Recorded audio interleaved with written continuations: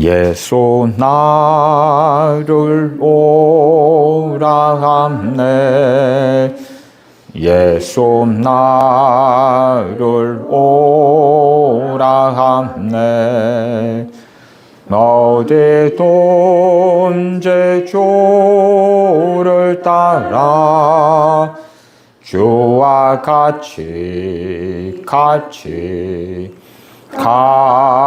가렵네 주의 인도하심 따라 주의 인도하심 따라 어디든지 주를 따라 주와 같이 가렵네 겟세마네 동산까지 주와 함께 가려 함네 피땀 흘림 동산까지 주와 함께 가렵네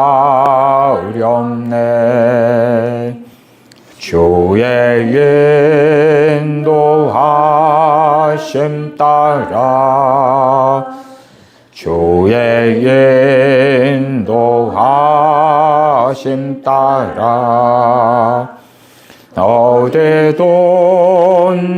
주를 따라 주와 같이 가렵네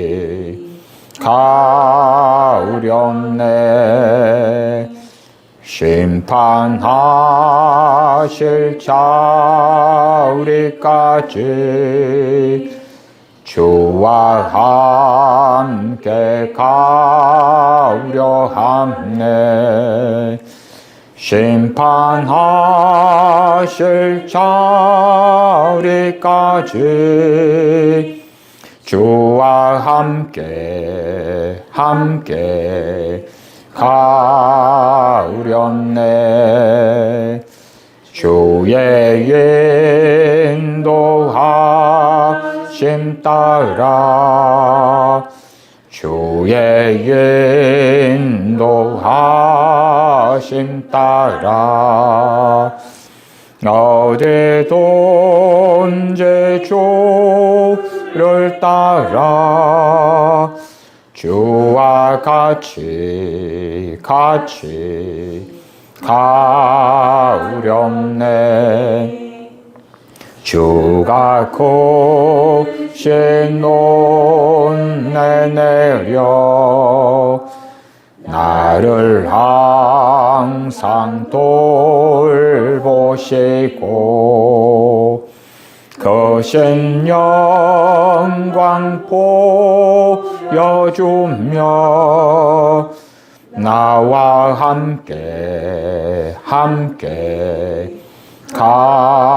가시네 주의 인도하심 따라 주의 인도하심 따라 어디든지 주를 따라 주와 같이 가렵네.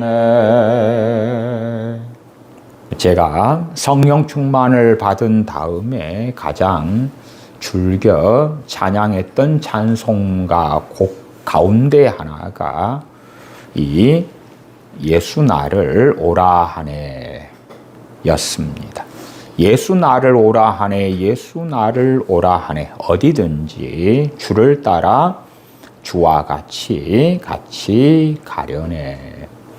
성령 충만을 받기 전에는 주님과 함께 동행하고 싶은, 주님과 함께 길을 걷고자 하는 열망과 갈망이 거의 없었다면 성령 충만을 받은 다음에는 더 잘 먹고 더 잘 마시고 더 평안하고 더 행복하고 그러한 것보다도 어떤 길이든지 간에 주님과 함께 걷기를 원하는 갈망이 성령님의 도우심과 역사하심으로 강해졌습니다. 한편으로는 성령님의 역사하심, 성령 충만, 성령님의 도우심을 그렇게 표현할 수 있습니다. 은혜다, 은혜. 하나님의 은혜는 실제적입니다. 실체가 있다, 그 말이. 성령 충만을 내가 받았다, 안 받았다. 성령의 역사하심이 내게 있다, 없다 하는 실체가 있다, 그 말이에요.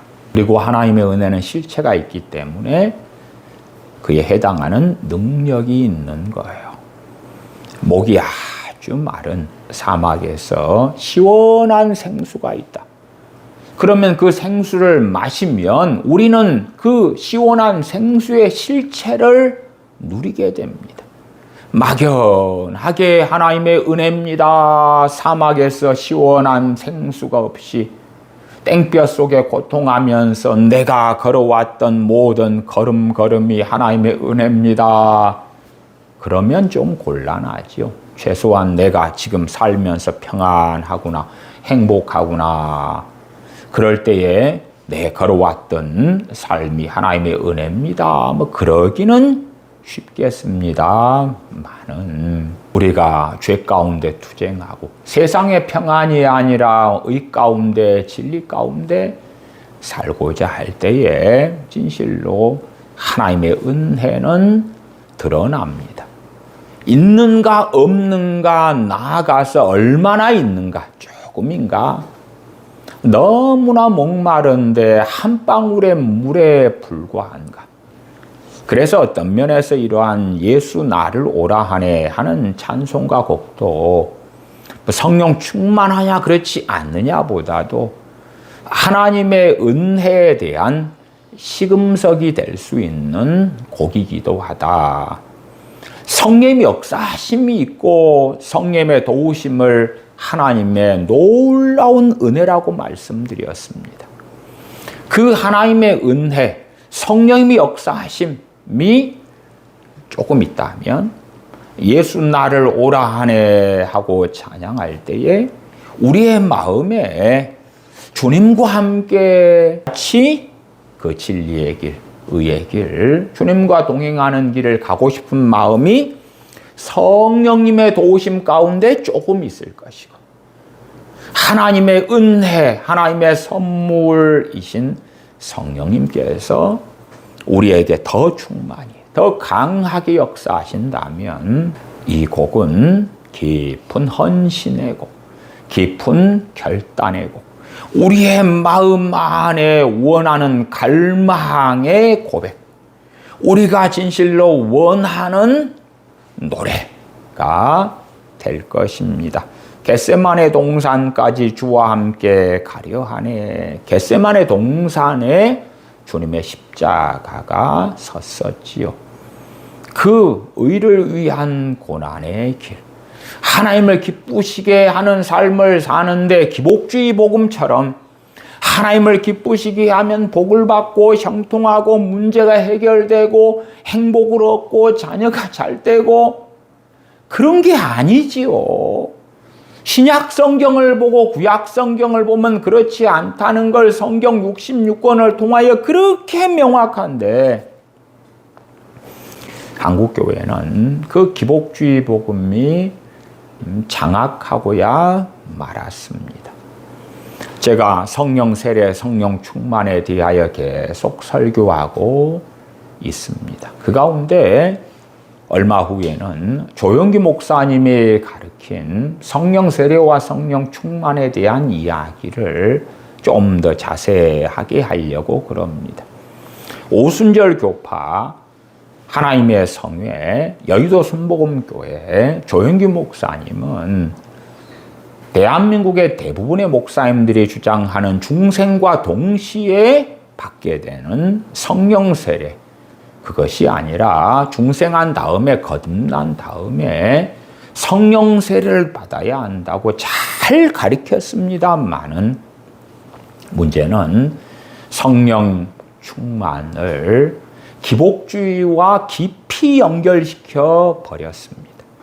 그래서 그런 부분에 심각한 한국 교회의 오류를 가져오고야 말았다. 또한 한국 교회의 대표적인 목사님들이 가르쳤던 성령 충만의 의미와 개념도 기복주의하고는 다르지만 성령 충만 받아 버리면 성령의 지배 가운데 의지와 감정이 성령의 지배 가운데 있기 때문에 죄에서 벗어난 삶을 살게 될 것이다 하는 등등의 성령 충만한 삶에 대한 상당한 오해가 있어서 성령 충만만 받아버리면 마치 감리교 웨슬리 목사님이나 웨슬리 목사님의 신학과 교리를 따라왔던 사람들이 믿고 싶은 완전성화, 성령 충만을 받아버리고 능력을 받아버리면 심지어 웨슬리 신학에서는 죄성이 소멸된다. 전혀 그렇지 않습니다. 그런 부분은 심각한 감리교 요한 웨슬리 신학의 오류가 되죠. 아무리 성령 충만을 받아도 죄성이 소멸될 수는 없습니다. 천국 가기 전까지는 성령 충만한 교인들이 죄를 단순하고 쉽게 이길 수 있다. 그것이 아니라 성령의 도우심 가운데 죄와 계속 투쟁하고 씨름하고 때로는 실패하고 때로는 성공하고 하는 가운데 점점점 성령 충만한 삶 가운데서 살아간다면 주님을 더 닮아가게 되고 더 닮아가게 될 것이라는 점입니다. 대한민국의 유명한 대다수의 목사님들이 주장해왔던 성령 충만을 받는 법, 그런 것들도 맞기도 하고 틀리기도 하고 내용이 많이 혼잡되어 있다는 것도 얼마간 지난 시간과 그 앞의 시간에 설명드린 바가 있습니다. 오늘도 추가적으로 더 시간이 되면 설명해 드리도록 하겠습니다. 말하자면 기도 생활을 부지런히 하다가 말씀을 많이 묵상하다가 말씀에 순종하는 삶을 열심히 살다가 자기를 부인하고 하나님께 자신을 드리고 또한 그러한 삶을 살다가 점진적으로 성령 충만을 받게 됩니다. 그런 유형의 상당히 많은 유명한 한국교회 목사님들의 가르침. 그러나 사도행전 2장, 4장, 8장, 10장, 11장, 19장 그러한 말씀들에서는 그렇게 성령 충만을 받는 게 아니고 한순간에 받습니다. 물론 한국교회 목사님들이 왜 성령 충만을 받아야 하는가? 성령 충만을 받은 사람들의 열매가 어떤가? 또한 성령 충만을 받은 다음에 성령 충만을 유지해 가는 것, 그러한 내용들은 대동소이할 뿐만 아니라 성경적으로도 크게 어긋남이 없습니다. 성령 충만을 받아야 되는 이유 너무나 많은 목사님들이 잘 설명하고 있고 성령 충만을 받은 이후의 결과에 대해서도 상당히 잘 설명하고 있습니다. 저는 1990년대 초반부터 대한민국의 유명한 강해 설교하는 목사님이었던 이동원 목사님의 설교집들을 부지런히 보았습니다. 그러니까 성령 충만에 대하여 이동원 목사님 같은 분은 정말 잘 설명해 줍니다. 왜 성령 충만 받아야 되느냐? 성령 충만 받은 사람의 결과가 뭐냐? 너무나 잘 설명해 줘요. 그런데 성령 충만을 받아야지. 그 다음에 그 사람이 성령 충만을 유지해 갈 것이냐? 아니면 성령 충만을 소멸하고 잃어버릴 것이냐? 마치 에베소서 5장 18절에 술 취하지 말라. 이는 방탕한 것이니 오직 성령 충만을 받으라. 그 말씀처럼 성령 충만을 어떻게 유지할 것이냐? 고심할 때에 전제가 있다는 걸 기억해야 됩니다. 성령 충만을 받은 사람이 유지를 고민하는 거예요. 자, 차량을 어떻게 잘 관리할 것이냐. 차를 산 다음에 고민하는 거지. 차가 있은 다음에 차를 세차를 하고 엔진 오일을 갈고 기름은 제때에 주유하고 타이어가 어떻게 되었는가 등등등 점검하고. 근데 차도 없는데 야, 차 기름 내가 언제 넣어야 되지? 내 차의 엔진 오일은 어찌 되었지? 그렇게 생각하는 사람이 있으면 정신 나간 사람이죠. 먼저 내가 차를 구입할 돈이 있나? 차를 유지할 수 있나? 뭐 그렇게 미리 다 잘한 다음에 차를 적절한 필요성이 있으면 산 다음에 그 다음에 이제 보면서 기름 게이지가 어찌 됐는가? 엔진 오일을 갈 때는 됐는가? 차량 정비는 어떻게 해야 되나? 그런 걸 잘 살피면서 차량을 유지 관리해야 되죠. 보트가 없는 사람 혹은 저 비싼 요트 같은 게 없는 사람이 내 요트는 어찌 되었지? 내 요트 관리는 어떻게 해야지? 그런 걸 고민하고 있다면 정신 나간 사람 아닙니까? 세계적인 갑부들은 자기의 비행기를 가지고 있잖아요. 그러나 절대 다수의 우리들은 우리 전용 비행기 없지요. 없는 주제에 내 전용 비행기에 기장한테는 월급을 얼마 줘야 되지? 그러면 정신 나가는 사람이죠. 에베소 5장 18절 오직 성령 충만을 받으라 할 때에 에베소 교회는 성령 충만한 교회였어요. 제가 그것은 에베소 1장 등을 통하여 자세히 자주 말씀한 적이 있습니다.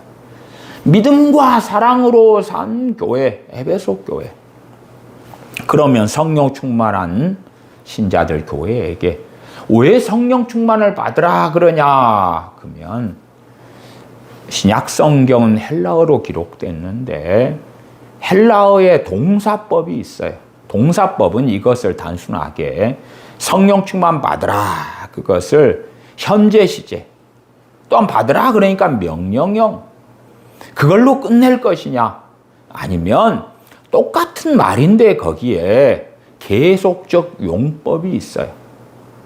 대한민국의 대부분의 목사님들은 에베소 5장 18절을 헬라어의 계속적 용법으로 잘 설명합니다. 그런 부분의 헬라어 해석은 너무 잘 하셔요. 에베소 교회는 성령 충만한 교회인데 오직 성령 충만을 받으라.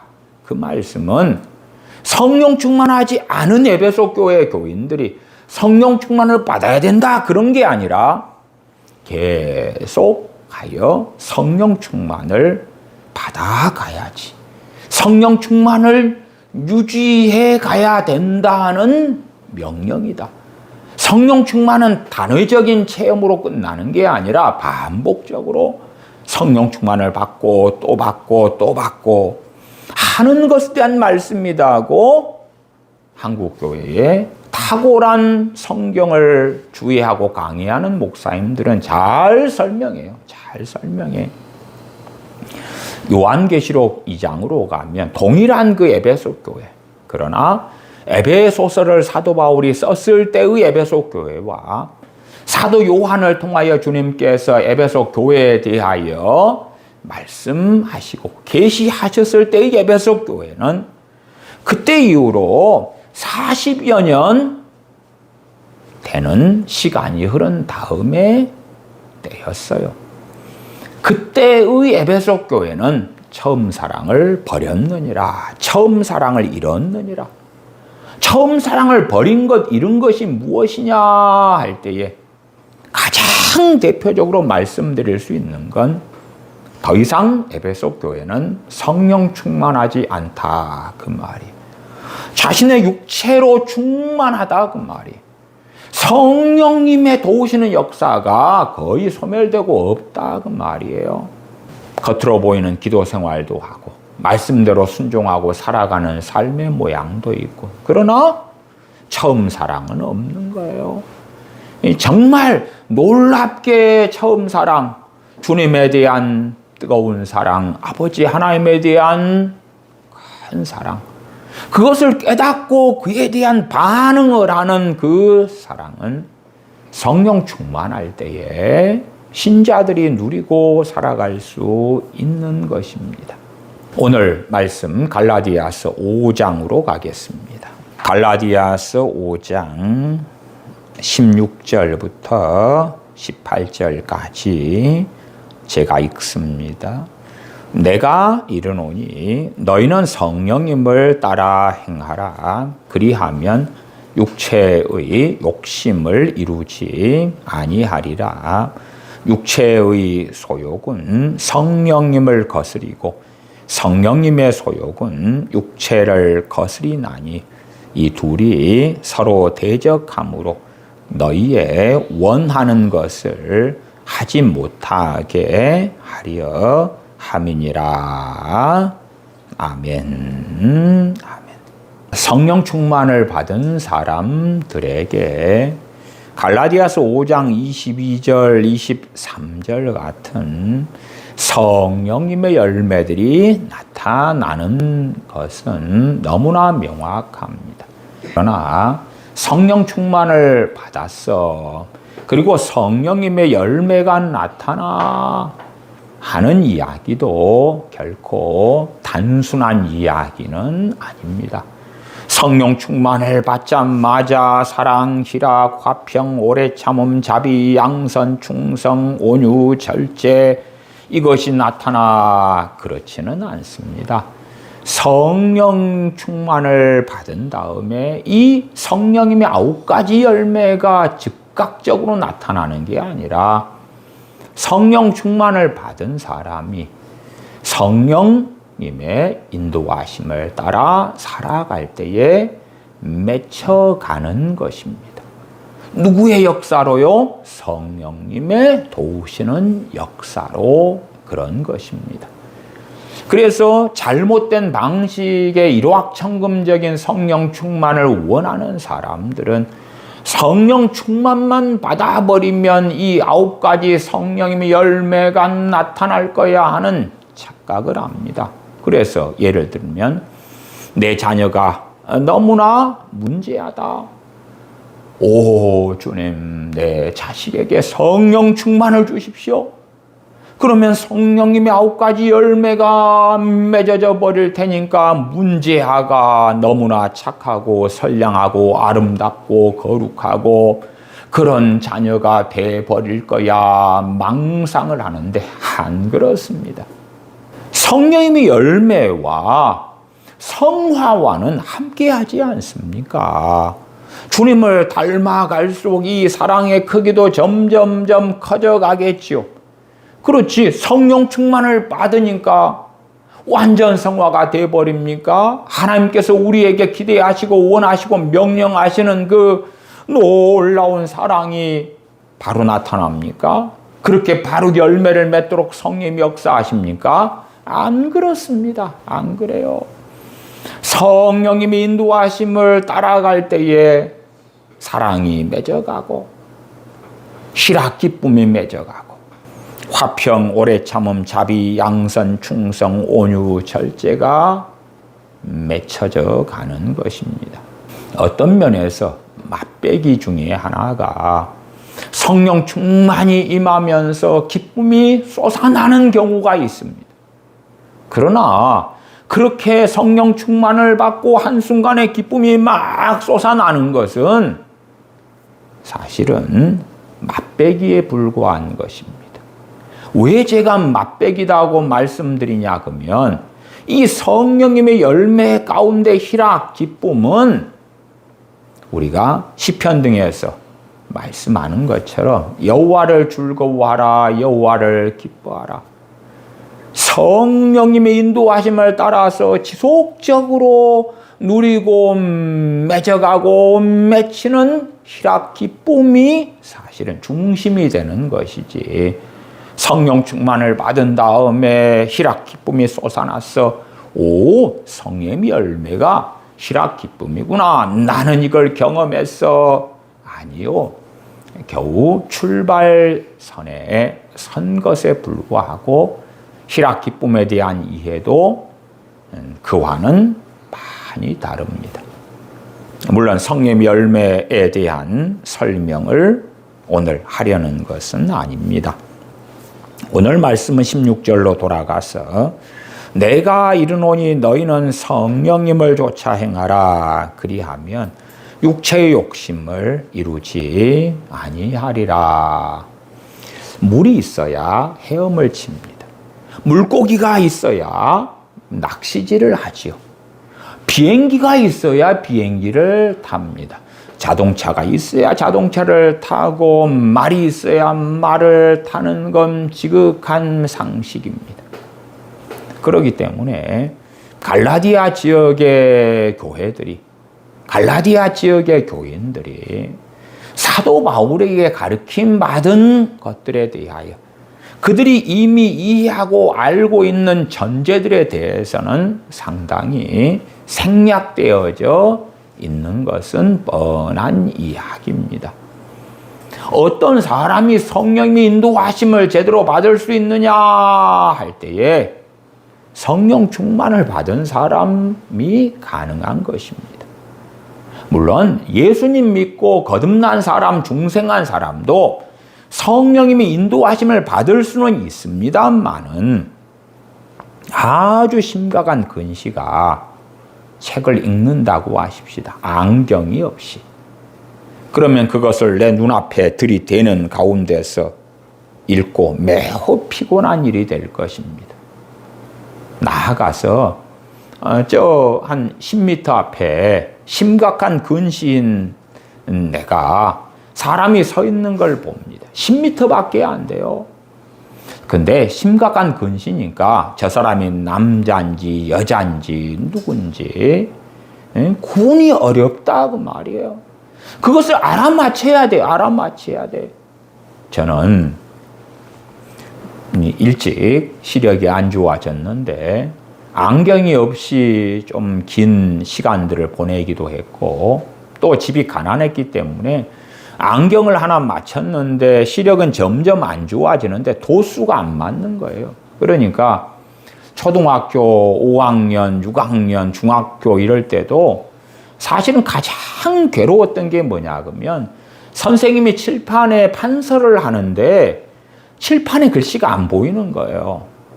그러니까 짝꿍이 노트에 칠판에 써놓은 걸 보고 베끼는 거예요. 근데 노트 정리도 안 끝나서 수업이 끝나버리는 거예요. 칠판 글씨를 선생님이 써놓고 칠판 글씨를 가지고 수업을 하는데 칠판 글씨가 안 보여요. 저 글씨가 뭔지. 또 어느 때에 당시에는 유리 안경이어가지고 안경이 깨져버렸어요. 그래서 한쪽 오른쪽이 반통가리가 났어요. 근데 집이 가난하니까 안경을 새로 맞출 수도 없고 바꿀 수도 없고.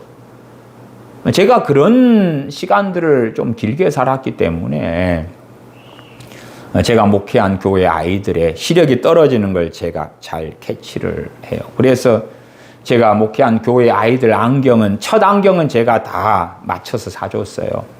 왜? 애들이 지금 시력이 떨어져 가지고 제대로 멀리 있는 글씨도 못 읽는 상태인데, 그래서 안경점에 데려가서 시력 검사시키고 안경 맞춰주고. 그러니까 부모들은 그런 자녀들의 세계를 잘 모르거나 무관심해요. 근데 저는 시력이 아주 낮은 상태에 심지어 유리 안경인데, 지금은 참 압축 플라스틱 안경 얼마나 기술이 좋아졌습니까만은, 또 안경알도 싸고. 당시에는 굉장히 비쌌고 쉽지 않아요. 가난한 사람 입장에서.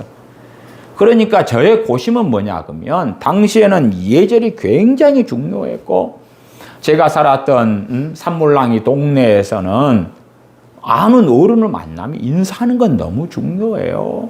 시장에서도 만나면 인사해야 되는데 문제가 뭐냐 그러면 앞에서 누가 오는데 누군지 모른다는 거예요.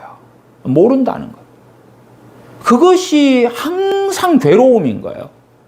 골목길을 걸어오는데 저 앞에 어른이 오는데 우리 동네 어른인지 아니면 아래 동네 어른인지 아래 동네 어른은 잘 모르는 분이니까 인사 안 해도 상관없는데 우리 동네 어른이면 인사를 해야 되는데 정체를 모르는 거예요.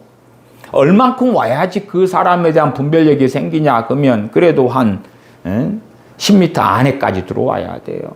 한 5m 이 정도. 그 정도 돼야지 이제 누구시구나, 정은이 엄마시구나, 누구 할머니시구나 그래요. 그러니까 어떤 면에서 누군지 알아보려고 멀뚱멀뚱히 쳐다보면서 가는 거예요. 눈을 찡그리면서. 그런 걸 수년을 살았기 때문에 매우 마음에 번민이 있고 고통스러운 거예요. 제 자신은 어른들에게 인사해서 소위 아버지 일찍 돌아가신 다음에 호로자식 소리를 안 들어야 되는데 멀뚱멀뚱히 있다가 코앞에 올 때 안녕하세요. 그것도 얼마나 좀 그렇느냐 그 말이에요. 주님을 믿은 사람들, 중생한 사람들에게는 성령님이 내주하셔요. 그리고 성령님의 사역이 나타납니다. 죄를 깨닫게 하시는 은혜가 있고 또한 진리 가운데 걷도록 도우시는 성령의 역사가 있어요. 근데 그것이 매우 미미해요. 지독한 난시나 근시에게 멀리 떨어져 있는 것을 분별해보라 그런 것처럼 어렵다 그 말이에요. 그러니까 성령님이 인도하심이 믿는 자에게는 당연히 있어요.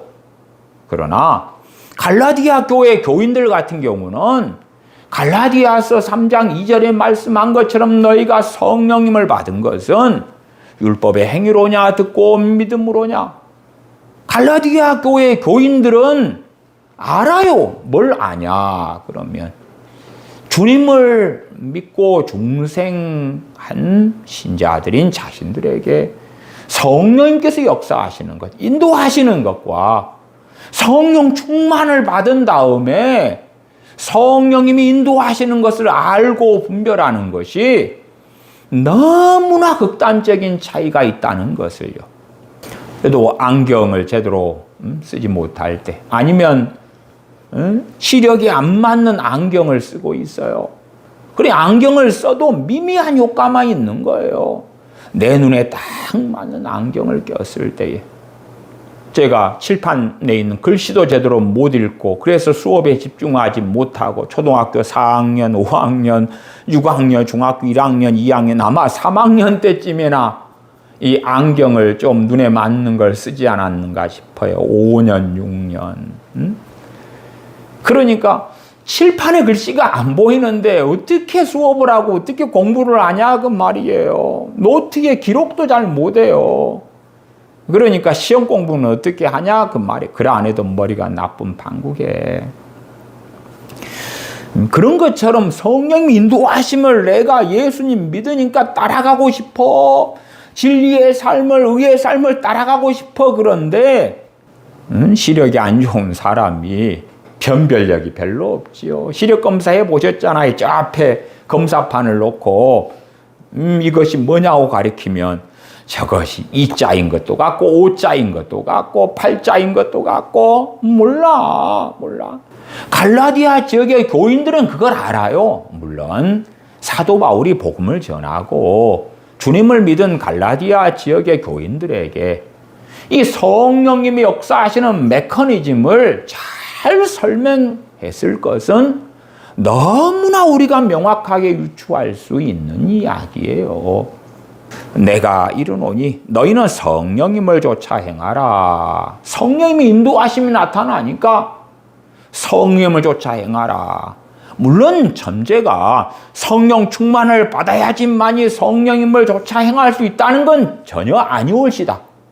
왜? 주님을 믿는 사람들에게는 성령님의 내주하심이 있고 성령님의 사역이 이미 시작되었기 때문에 그렇죠. 그러나 그것은 너무 흐릿하다는 것입니다. 성령님을 조차 따라 행하라. 그리하면 육체의 욕심을 이루지 아니하리라. 17절이 오늘 설교의 포인트입니다. 육체의 소욕은 성령님을 거스리고 성령님의 소욕은 육체를 거스리나니 이 둘이 서로 대적함으로 너희의 원하는 것을 하지 못하게 하려 함이니라. 성령 충만한 상태를 단순히 형이상학적으로 말하고 추상적으로 말하고 이론적으로 말할 때에 성령 충만은 성령님의 지배를 받는 상태다. 대한민국의 유명한 대부분의 목사님들은 성령 충만하면 생각과 감정과 의지가 성령님의 지배를 받게 된다. 그런 식으로 설명을 해왔다는 것을 제가 지난 시간, 그 앞 시간 등등의 대한민국의 유수한 한국교회를 막강하게 이끌어왔던 아주 대단하게 영향력을 미쳐왔던 목사님들의 성령 충만에 대한 이해를 말씀을 드렸었어요. 그러면 성령 충만한 상태는 생각과 감정과 의지가 성령님의 지배를 받는 상태입니다. 성령 충만을 받으면 생각과 감정과 의지가 성령님의 다스림을 받게 됩니다. 그러한 논리로 들어가면 얼마나 성령 충만의 영적인 일확천금이에요. 성령 충만 받으면 성령님께서 내 생각, 의지, 감정을 다 다스리고 지배해 주시니까 얼마나 편합니까? 그렇다면 갈라디아 지역의 교회들이 성령님을 받았는데 다른 복음을 쫓아가는 거짓 선생, 거짓 교사의 미혹에 빠질 일이 없겠지요. 성령 충만한데 거짓 교사가 다른 복음을 전하니까 성령님께서 아니야 해주시고 당신 아웃, 신천지 아웃 그런 것처럼 너무나 쉽고 간단하게 분별되는 것이겠지요. 그러나 그렇지 않습니다. 그렇지 않아요. 성령 충만한 신자도 17절 가운데 살아갑니다. 17절 육체의 소욕은 성령님을 거스리고 성령님의 소욕은 육체를 거스리나니 이 둘이 서로 대적함으로 너희의 원하는 것을 하지 못하게 하려 함이니라. 종교개혁자 존 칼빈 목사님의 갈라디아서 주석을 보면 크게 세 가지를 설명합니다. 첫째, 신자 안에 성령님과 육체의 지속적인 투쟁이 있습니다. 성령 충만을 받는다고 가정해도 신자 안에는 육체와 성령님의 지속적인 투쟁이 있다는 것이에요. 신자 안에는 두 원리가 존재합니다. 첫째는 성령님이시고 둘째는 육체입니다. 이 둘은 서로 싸우고 이 싸움은 신자의 전생애 동안 계속됩니다. 그렇지, 존 칼빈 목사님이 성령 충만만 받아버리면 육체 니는 맨날 지고 자빠지고 굴복하고 힘도 못 쓰고 쪽도 못 쓰고 항상 성령님의 지배 가운데 승리할 거야. 그렇게 말씀을 증거하지 않습니다. 성령님의 역사하심은 즉각적인 죄성의 제거가 아니라 신자 안에서 평생 계속 되는 전쟁입니다. 그렇게 잘 칼빈 목사님은 설명합니다. 두 번째, 성령님이 지배해도 육체는 사라지지 않습니다. 성령님이 우리를 지배하기 시작하지만 이게 포인트가 성령 충만한 상태가 성령님이 지배하는 상태다. 그렇게는 말할 수도 있어요. 물론 단순한 이야기는 아닙니다. 항상 단순화시킬 때에 오류는 많이 일어납니다. 성령 충만도 성령님께서 우리를 지배하기 시작하시는 상태이지, 우리의 육체를 제거해 버린다거나 죄성을 제거해 버린다거나 우리의 죄에 대한 욕망을 거세시켜 버리는, 없애버리는 일이 결코 아니에요. 결코 아니에요. 성령님이 우리를 지배하기 시작하지만 육체는 여전히 남아 있어서 계속 싸움을 일으킵니다. 세 번째, 이 본문에 너희가 원하는 것을 하지 못하게 하려 함이라. 의 의미는 신자가 원하는 선을 완전히 행하지 못하는 상태, 완전한 성화가 아직도 이루어지지 않았다는 증거가 됩니다. 성령님을 따라 살고 있음에도 불구하고 완전한 순종은 아직 불가능한 것입니다. 저는 그래서 요한 웨슬리 감리교회의 경건에 대해서는 참으로 아름답게 보고, 그것은 우리 장로교가 정말 본받아야 될 것이다. 실제적인 실천적인 감리교회의 신앙은 신앙생활이죠. 실천적인 신앙생활은. 그러나 완전 성화로는 잘못된 것이라고 저는 말씀을 드려왔어요. 왜? 요한 웨슬리의 완전 성화로는 성령님께서 임하시니까 죄성이 제거돼 버려. 그런 신학적 주장이거든요. 칼빈 목사님은 성령님을 따라 살고 있음에도 불구하고 완전한 순종은 아직 불가능한 것입니다. 언제야 가능해집니까? 천국에 들어간 다음에야 가능해지는 것이지요. 그러니까 단순화시켜서 성령 충만은요, 생각과 감정과 마음이 성령님의 지배를 받는 상태입니다. 그러면 OX가 되는 거예요. 성령 충만하냐 안 하냐 이런 문제가 되는 거예요. 그러나 성령 충만을 받아서 이제 우리의 죄와 육신과 본격적으로 전쟁을 시작하는 거예요. 엎치락 뒤치락 하는 거죠. 그래서 심지어 17절 하반에 이 둘이 서로 대적함으로 너희의 원하는 것을 하지 못하게 하려 함이니라. 그렇게 말하면 셋이죠. 셋. 성령님과 내 육체하고 나. 로마서 7장에도 사도 바울이 고백하지요. 나는 하나님의 말씀대로 살기를 원하는데, 선을 행하기를 원하는데 내 안에 있는 죄의 법이 나를 죄 가운데 질질 끌어가는 것을 보노라고. 이 육체의 소욕, 이 죄성은 끊임없이 우리를 괴롭게 합니다. 나는 이제 성령님의 소욕의 편을 들 것인가? 나는 육체의 소욕의 편을 들 것인가? 거기에서 성령님께서 인도하시는 것을 따라가서 성령님의 열매를 맺어갈 것인가? 육체가 이끄는 대로 육체의 욕망을 따라가서 19절 이하에 나와 있는 현저한 육체의 일이 나타나게 될 것인가? 이 육체의 욕망을 따라가서 육체의 일들이 나타나갈 때에 성령 충만한 신자들은 성령 충만을 점점점 잃어버리게 되겠죠. 물론 저는 지난 시간에도 설명드렸습니다만은 성령 충만을 받은 신자들이 죄를 얼마 짓는다 해서 성령 충만을 쉽게 상실하지는 않는다고 말씀을 드렸어요. 칼빈 목사님의 갈라디아서 5장 17절에 주회로 이야기한다고 해도 완전한 순종은 불가능하다. 완전한 순종이 불가능하다는 것은 뭡니까? 죄들을 짓고 산다 그 말이에요. 많게든 적게든 어떤 신자가 성령 충만한데 그럼에도 어떤 영역들은 여전히 죄 가운데 산다 그 말이에요.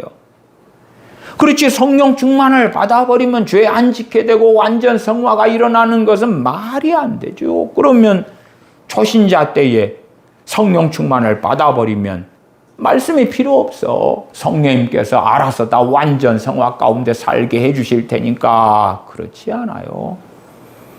그러니까 에베소 교인들에게 헬라의 계속적 용법으로 에베소 5장 18절에 오직 성령 충만을 받으라. 계속하여 성령 충만을 받아야 합니다. 그렇게 사도 바울은 말씀을 증거한 것이에요. 물론 사도 바울이 기록한 그 말씀은 하나님의 명령이죠. 하나님의 명령.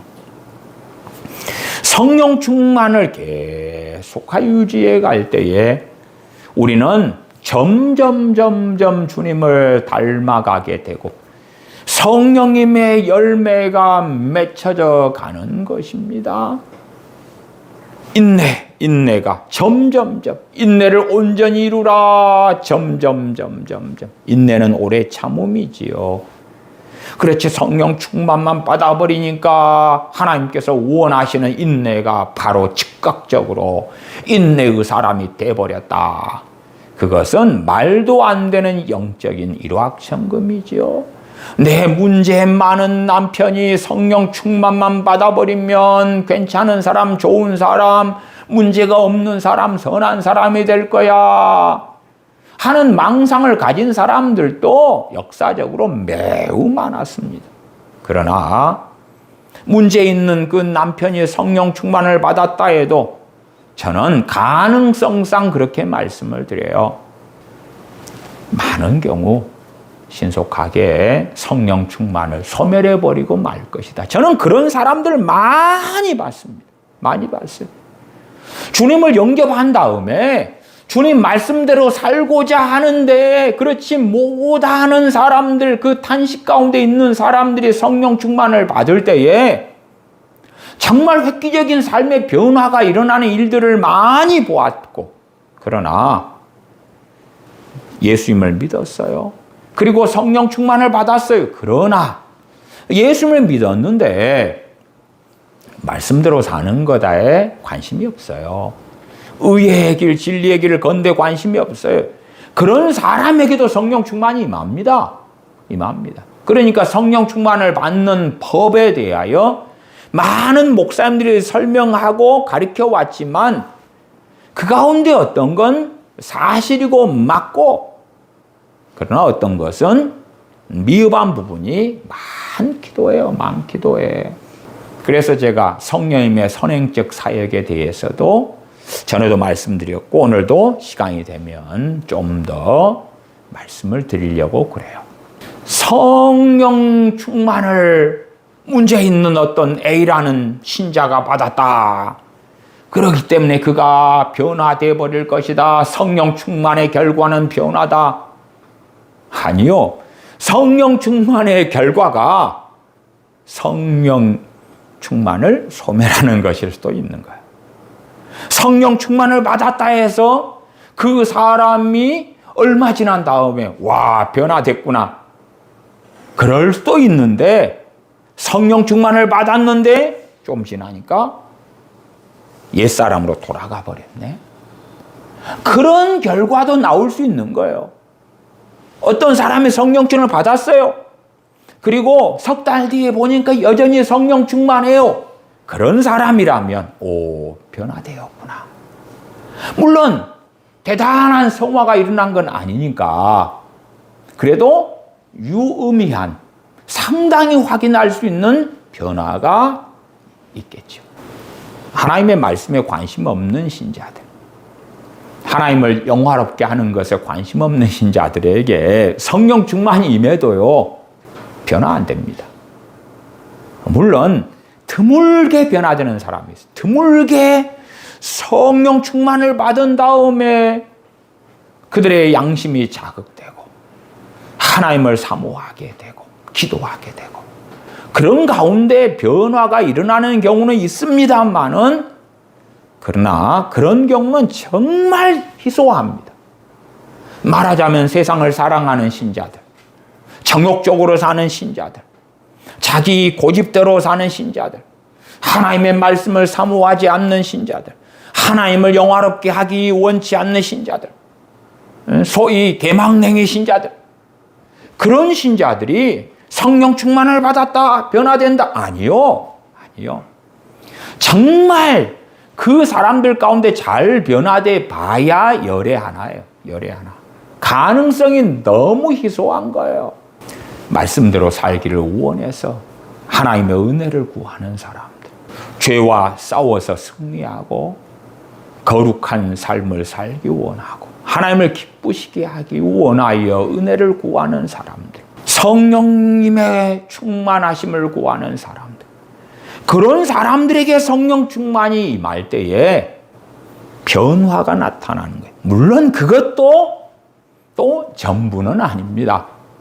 말씀대로 살기 원하고 성령 충만을 받았는데 그럼에도 이 육체의 소욕, 죄성이 살아 움직이기 때문에 그런 경우에도 기껏해야 시대별로 다르긴 합니다만은 반반?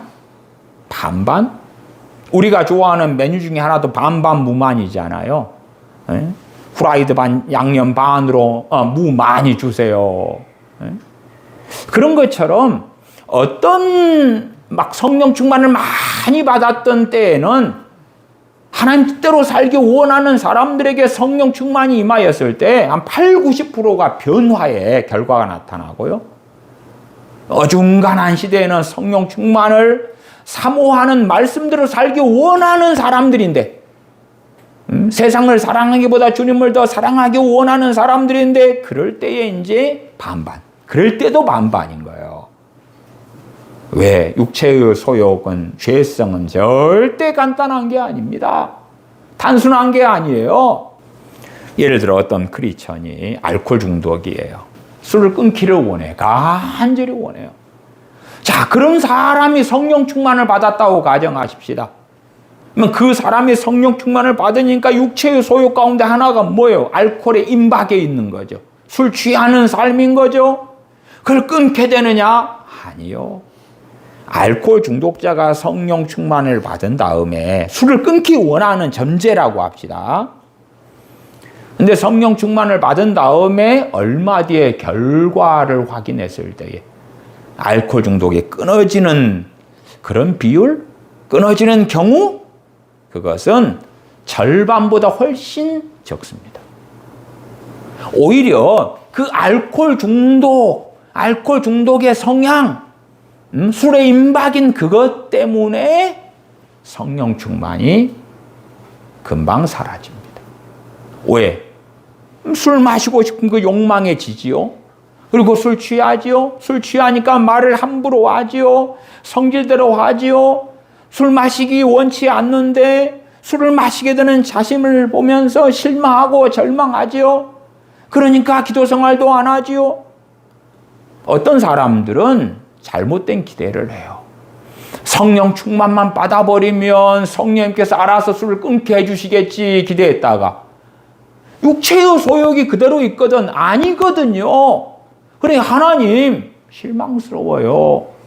술에 임박이는 것, 알코올 중독자가 된 것, 은혜를 받으면, 성령 충만을 받으면 알아서 끊게 해주셔야 되지요. 그랬는데 안 그렇거든요. 안 그래. 이 어떤 사람이 음란에 사로잡혀 있어요.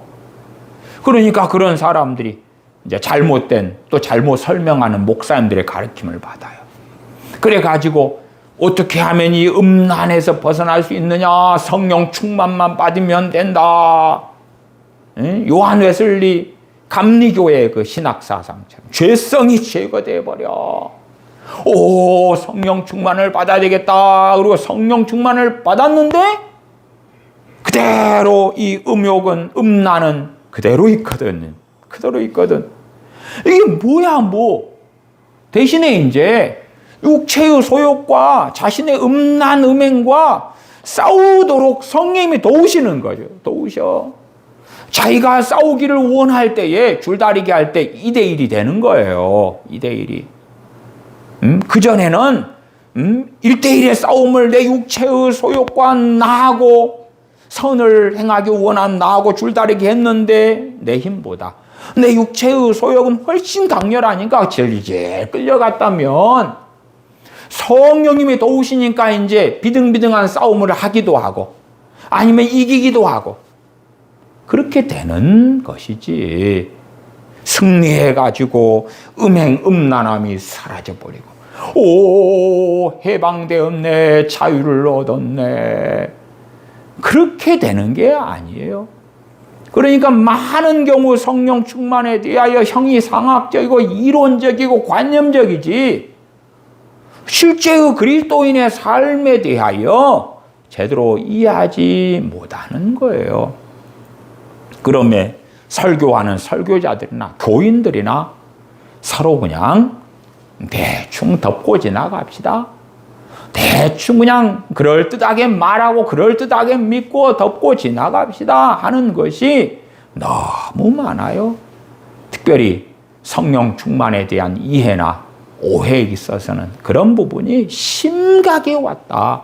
그렇게 말씀을 드리는 거지요. 갈라디아서 5장 17절에 대하여 마틴 로이존스 목사님은 이렇게 설명합니다. 마틴 로이존스 목사님은 칼빈주의 회중교회 목사님이었어요. 칼빈주의 목사님. 그러면서 로이존스 목사님은 칼빈주의의 하나님의 주권에 순종하는 신앙과 웨슬리주의의 실천적 신앙이 조화를 이루어야 한다. 그러나 웨슬리식의 완전 성화는 잘못된 것이고 웨슬리식의 성령 충만을 받을 때에 죄성이 제거된다는 교리는 잘못된 것이라고 잘 설명한 분이에요. 그분은 20세기 최고의 설교자였던 목사님이지요. 마틴 로이존스 목사님은 성령 충만에도 육체는 그대로 남아 있습니다. 성령 충만은 죄성을 제거하는 경험이 아닙니다. 두 번째, 갈라디아서 5장 17절은 성령 충만한 신자에게도 적용되는 말씀입니다. 성령 충만한 신자도 육체의 유혹, 내적인 갈등, 죄의 압력을 경험하고 살아갑니다. 세 번째, 이 구절을 근거로 요한 웨슬리식의 완전 성화 교리가 잘못됐다는 것이 명백해집니다. 죄성이 성령 충만을 통하여 제거되고 성령 충만을 통하여 완전 무죄 상태가 되는 건 잘못된 것입니다. 예수를 믿는 신자들은 아무리 성령 충만해도 갈라디아서 5장 17절을 죽을 때까지 경험합니다. 죽을 때까지 경험해요. 그러니까 단회적인 성령 충만으로 끝나는 경험을 한 사람들이 아니라 성령 충만한 삶을 계속 살아간 사람들은 갈라디아서 5장 17절에 자신의 보편적인 체험이고 경험이고 삶이라는 것을 인정할 수밖에 없는 거예요. 물론 어떨 때는 너무나 영적으로 자유로워요. 어떨 때는 죄를 이기기가 너무 쉬워요. 그러니까 자신이 짓는 많은 죄의 분야들이 있다 그럴 때에 어떠한 죄의 분야들은 성령 충만을 받으면서 쉽게 이겨요. 쉽게 이겨. 그 부분의 약점이 덜하니까. 그러나 사람마다 약점이 틀려요. 어떤 분야들은 평생 고통받으면서 끌려가요. 끌려가. 어떤 부분들은 그러지. 성령 충만을 받으니까 이 모든 것이 다 순식간에 이 죄를 끊을 수 있고 변화될 수 있고 뭐 그렇다. 말이 안 되죠. 한국교회 대부분의 목사님들이 성령 충만을 받는 법에 대하여 그렇게 가르쳐 왔다고 지난 시간에도 예제로 말씀드리기도 했어요. 성령 충만을 받으려면 철저한 회개를 하시라 뭐 등등등. 죄를 끊으셔야 된다. 정결하셔야 된다. 그래야지 성령 충만을 받는다. 아니요. 전후가 잘못된 거예요. 성령 충만을 받은 다음에서야 죄를 바르게 회개해 갈 수가 있는 거예요.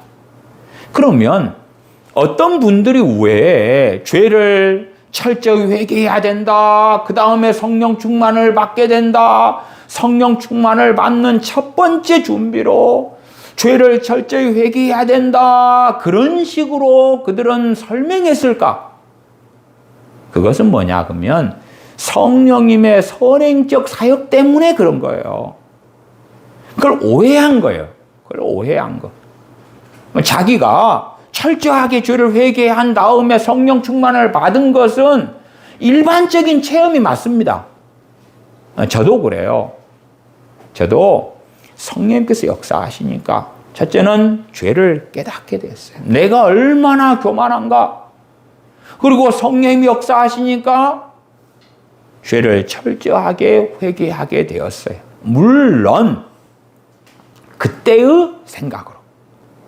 그때에 제가 어릴 때부터 기억날 때부터 지은 죄들이 파노라마처럼 텔레비전 화면처럼 다 보여가면서 보이니까 보일 때마다 회개하고 또 그 다음 화면이 보이니까 회개하고 그 다음 화면이 보이니까 회개하고 하면서 그 당시에는 내가 철저히 회개했다고 충분히 오해할 만한 체험을 했어요. 그러나 신앙생활을 1년, 2년, 3년 한 다음에 그것이 철저한 회개가 아니라 빙산의 일각이구나 하는 것을 알게 되었어요. 단지 내 양심에서 죄라고 느낀 것 정도에서 멈춘 빙산의 일각의 회개였구나. 그러나 그러한 철저한 회개에 대하여 말하시는 분들은 자신의 체험과 경험을 깊이 있게 안 들여다보니까 철저한 회개 다음에 성령 충만이 임했다라는 착각들을 꽤 하셔요. 저는 성령 충만과 이 철저한 회개처럼 보이는 통해 자복하는 이 은혜가 동시적으로 일어나는 것이지, 통해 자복을 하니까 성령 충만을 받는다, 이 사람들이 경험하고 생각하는 논리에 대하여 반대해요. 오히려 성령 충만이 임하니까 깊은 통해와 자복이 일어나는 것입니다.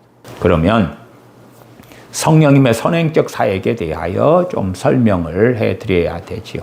성령님의 선행적 사역에 대해서는 이 마틴 로이존스 목사님이 잘 설명합니다. 특별히 그의 설교 성령 세례에서 또 잘 설명해요. 성령 세례 설교는 1964년에서 65년에 웨스트민스터 채플에서 설교한 강해 설교를 모은 책입니다. 성령 세례 이전에도 성령님은 신자 안에서 이미 역사하고 계십니다. 그러나 그 역사는 준비적이며 성령 세례는 그와 구별되는 더 큰 능력의 체험입니다. 성령 세례 이전에 나타나는 성령님의 선행적 사역은 첫째, 중생입니다. 중생. 두 번째, 성화입니다. 물론 이 성화도 이제 맛배기만 보는 거예요. 맛배기만. 예수님 믿은 사람에게 성화가 나타나지요. 근데 우리가 자 부산에서 서울까지 걸어가는 것하고 KTX나 아니면은 자가용으로 가는 것에 차이가 나타나는 거예요. 성령 충만한 삶을 계속할 때 되면 부산에서 서울까지 고속도로를 자가용으로 타고 달리는 것인가? 아니면 걸어가야 되는가? 그런 차이처럼 예수님 믿고 중생한 사람은 성화의 여정에 들어갑니다. 그러나 그 여정이 계속 앞으로만 가게 되는 것도 아니고 뚜벅이로 그 머나먼 길을 걸어가는 거예요. 거기에서 더 쉽게 자빠지고 넘어지기 쉽겠죠. 걸어가다가 지리산을 걸어서 넘어야 된다고 생각하십시다. 그 쉬운가? 걸어가다가 태백산맥을 넘어가야 돼. 걸어가다가 설악산을 넘어가야 돼. 그거 쉽겠습니까? 그러나 고속도로를 쫙 가는데 어느 높은 산이 있는데 고속도로가 어떻게 뚫려 있어요? 거기에 터널을 뚫어가지고 높은 다리를 해놓고 그게 쉥 지나가는 거예요, 그냥. 물론 비유적으로 그렇게 말씀드리는 것이지 성령 충만을 받았다 해서 상대적인 설명인 거예요. 그렇지. 성령 충만을 받으니까 쉽게 단순하게 탁월하고 대단하고 위대한 삶을 살게 된다는 이야기는 전혀 아니올시다.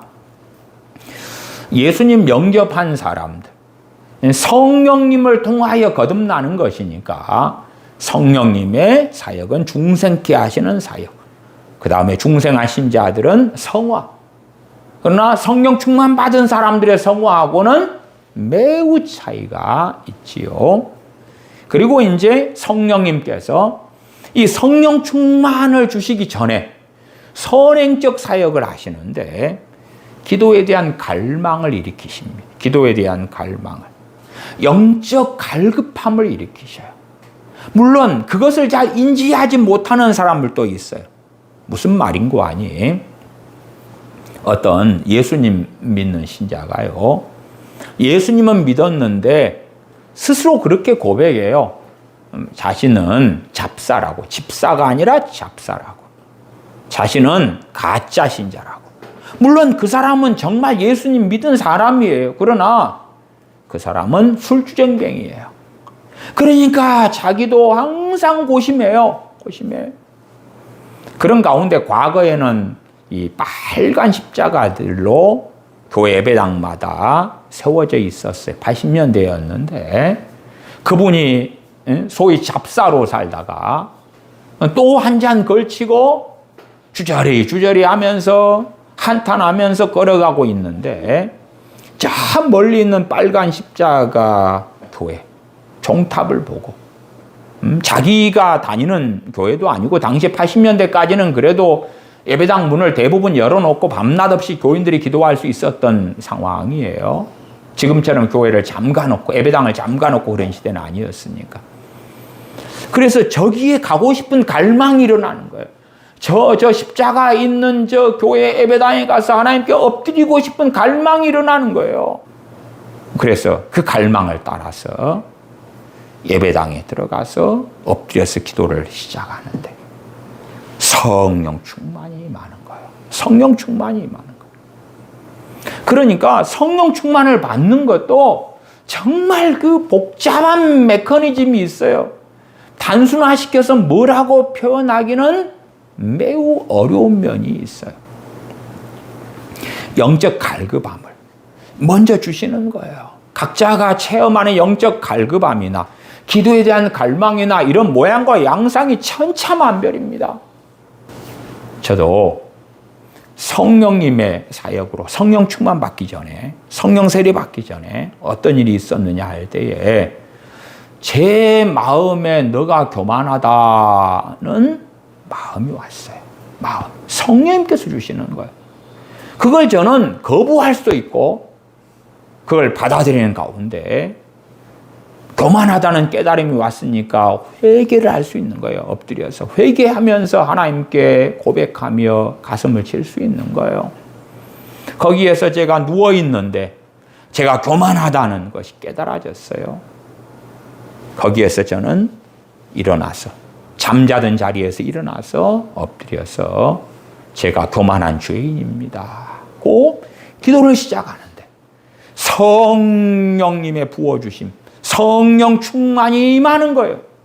그러니까 죄들이 파노라마처럼 깨달아지면서 통곡이 나고 콧물이 나고 눈물이 나고 범벅이 되는 거예요. 성령님의 선행적 사역이 정말 이 하나님의 말씀대로 살고자 하는 신자들에게 나타나요. 하나님의 말씀대로 살고자 하는 신자들. 물론 하나님의 말씀대로 살고자 한다 할 때 성령 충만을 받지 않는 신자들에게는 흐릿해. 그 갈망이 미미합니다. 예수님 영접하고 믿은 신자들 가운데 그래도 하나님을 기쁘시게 해야 돼. 말씀을 알고 싶어. 하나님 뜻대로 살고 싶어. 그러한 약한 미미한 게 있는데 어느 때 그 갈망이 이렇게 성령님께서 역사하셔서 좀 더 나타나요. 거기에 순복하는 사람들. 그런 사람들이 어느 순간에 성령 충만을 받아요. 또한 성령 주시는 그 갈망에 순복한다는 것은 그걸 할 때에 내 의지에 성령님의 도우시는 역사가 있어요.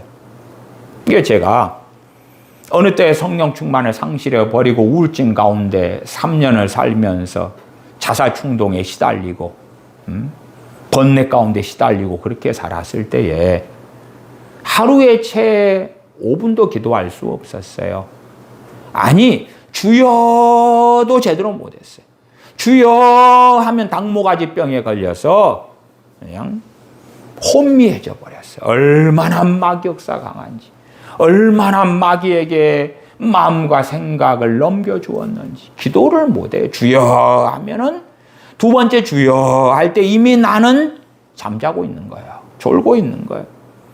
근데 성령님께서 제 마음에 역사하시는데 기도할 마음을 주시는 거예요. 어떤 기도할 마음을 주시냐 그러면 이제 사회적으로 직장이나 뭐나 아무것도 못하게 되는 상태에 놓여 있었으니까 그렇게 주여 하다가 졸다가도 다시금 신앙을 회복하고 그럴 때까지 하나님께 엎드리자. 이 마음을 주시는 거예요. 그러니까 예배당에서 한 달을 엎드려 있었어요. 그게 가능했던 거예요. 기도는 여전히 하루가 되고 엎드려 있어도 주여 하면 거꾸라지는 거예요. 오죽하면 예배당에 이 장의자가 있는데 한가운데 있어서 오른쪽 장의자 한쪽 귀퉁이를 손을 잡고 왼쪽을 잡고 주여 주여 그러면 다시 꼬꾸라지는 거예요. 그래서 이 양발 다리로 앉아가지고 장의자 양쪽을 잡고 졸고 있다가 꼬꾸라져서 이미 또 자고 있다가 그렇게 버틸 수 있도록 성령님의 선행적 사역이 있었어요. 도우시는 사역이 있었어요. 안 그러면은 조금 하다가 아유 기도 안 돼 그리고 때려치고 집에 가버리죠. 빠이빠이 해버리죠. 아니 오늘 그렇게 온종일 보냈는데 집에 갔다가 다시 다음날 와서 또 낮에 또 아침부터 그러고 있는 거예요. 그리고 그날도 기도도 제대로 못해. 둘째 날도 그래, 셋째 날도 그래. 그러나 계속 그걸 할 수 있도록 성령님의 선행적 사역이 있는 거예요. 그래서 그렇게 하는 거예요. 그러니까 한 달이 되었을 때에 성령 충만을 주시고 마귀 역사가 물러가고 결박이 물러가는 거예요. 성령님의 또 여러 은사들을 부어주시는 거예요.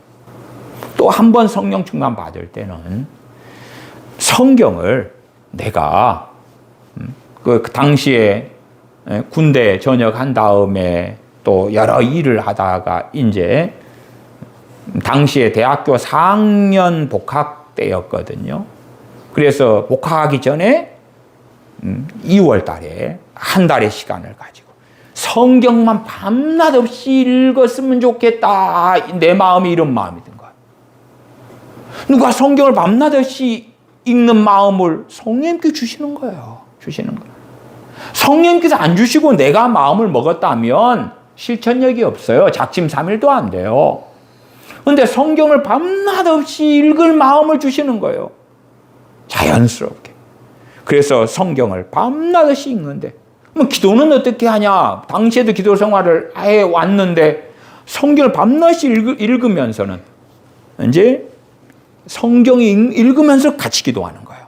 그래야지 따로 기도하는 시간을 뺄 필요가 없잖아요. 말씀 읽으면서 기도하고 읽으면서 기도하고 읽으면서 방언으로 왔다가 읽으면서 또 어떤 내용에 감동을 받으면 이 말씀을 가지고 기도하면서 성경 읽는 거예요. 밤낮 없이. 그렇게 하다가 한 20여일, 한 달 가까이 시간이 되니까 성령 충만이 많은 거예요. 그때가 95년이었는데 말씀을 가르치는 은사, 설교하는 은사, 저의 이제 본격적인 은사죠. 그 전에도 87년부터 성령 충만을 몇 차례 받아왔지만, 그러나 처음 받는 성령 충만에서는 담대하게 전도하는 거, 영적인 자유를 느끼는 거, 성령 충만을 통하여 죄에 대해 민감해지는 거, 그런 것들이 나타났지만 방언 은사도 어쨌든 받게 되었고, 그러나 사역적으로 내 사명적으로 주어지는 성령님의 능력은 그때 이후로 8년 뒤에 성령 충만을 받았을 때 임했어요. 그러니까 이런 것들이 뒤죽박죽 많은 목사님들의 설명에서 섞여 있고 어긋나 있는 경우가 많아요. 사도행 2장의 120문도는 이미 주님의 말씀을 가르침 받은 사람들이고 준비가 된 사람들이에요. 영적 성숙에 이른 사람들이에요. 그 사람들이 사도행 2장의 성령 충만을 받았을 때는 사역적인 능력과 은사들이 함께 주어졌다고 우리는 당연히 알 수가 있죠. 그러나 감미된 초신자가 성령 충만을 받았다 해서 그 사람의 부르심 사명적인 능력이 바로 임하는 건 아니죠. 갓난아이가 태어났어요. 그 다음에 그 갓난아이가 해야 될 건 뭡니까? 당장 일터로 갑니까? 학교에 가방 메고 갑니까? 봉사로 갑니까? 아니요. 잘 자라는 거예요. 건강하게 잘 지혜롭게 성장해 가는 거예요. 그리고 때가 되어서 이제 그가 어떤 직장, 직업, 일, 그의 사명의 길을 걷는 것인 것처럼 초신자가 성령 충만을 받는다 해서 사역적인 은사와 능력이 임하지는 않아요. 물론 드물게는 임하는 경우도 있긴 하더라. 제게 성령님의 선행적 사역으로 그렇게 성경 읽을 마음을 주시는 거야. 물론 그 마음은 은혜와 함께 오지만, 선행적 은혜와 함께 오지만 꽤 미미합니다. 그렇기 때문에 우리가 따라갈 수 있을까? 따라가는 걸 선택하는 사람도 있고 거부하는 걸 선택하는 사람도 있는 거예요. 거기에 성령님은 자유케 하시는 영이시기 때문에 우리에게 자유를 주셔요. 그러면 우리가 정말로 이 성령님의 선행적 사역이 나타나야 되는데 그러려면 사모함이 있어야 되고 말씀대로 살기를 원해야 되고 하나님을 기쁘시게 하고자 하는 갈망이 필요하죠. 물론 결코 쉽지 않습니다. 결코 쉽지 않아요. 최소한은 심령이 가난하고 내가 이대로는 안 된다는 탄식이 있어야 돼요. 그런 가운데 사는 사람들에게, 심령이 가난한 사람들에게, 겸손한 사람들에게 성령님의 선행적 사역, 성령 충만을 주시기 전의 성령님의 선행적 사역들이 많은 경우 나타나는 것을 보아왔어요. 물론 이것도 절대적이지 않습니다. 왜 그러냐 그러면은 어떤 초신자에게 제가 복음을 전했어요. 그가 예수님을 영접했어요. 그 다음에 이제 성령 충만을 받도록 함께 기도하자. 그러나 그 초신자는 이제 주님 믿었기 때문에 성령 충만이 뭔지 몰라요. 뭔지 몰라. 마치 사마리아 성에 빌립 13 전도를 통하여 믿게 된 사마리아인들처럼 뭔지 몰라요. 그리고 성령 충만 받기를 기도했을 때 성령 충만을 받게 되었어요. 그러니까 그런 사람의 경우는 말씀대로 살고 싶다. 하나님을 기쁘시게 하고 싶다. 이런 마음도 없었고 성령의 선행적 사역도 거의 나타나지 않았다고 봐야 되지요.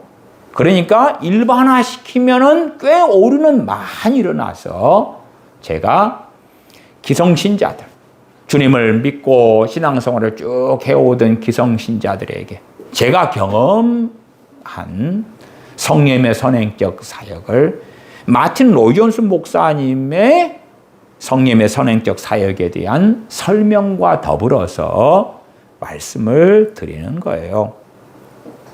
성령의 선행적 사역에 대한 마틴 로이존스 목사님의 첫 번째 설명은 중생과 회심. 그래서 주님을 복음을 통하여 믿게 하고 영생을 주시는 사역. 거듭나야지 성령 세례, 성령 충만을 받을 거 아닙니까? 물론 한국교회의 대부분의 목사님들은 중생과 동시에 성령 세례도 받는다. 그렇게 잘못 가르쳐 왔다고 제가 설명했습니다. 두 번째 성령님의 선행적 사역. 첫째는 중생, 성령 충만, 성령 세례 받기 전에의 선행적 사역을 설명하는 거예요. 두 번째, 죄에 대한 깊은 자각. 자신의 영적 빈곤을 느끼는 것, 죄에 대해서 고통을 경험하는 것, 하나님에 대한 갈망을 경험하는 것. 이건 성령 세례와 성령 충만을 준비시키는 성령님의 과정이다. 성령님의 사역이다. 그렇게 로이 존스 목사님은 잘 설명합니다. 죄에 대한 깊은 자각.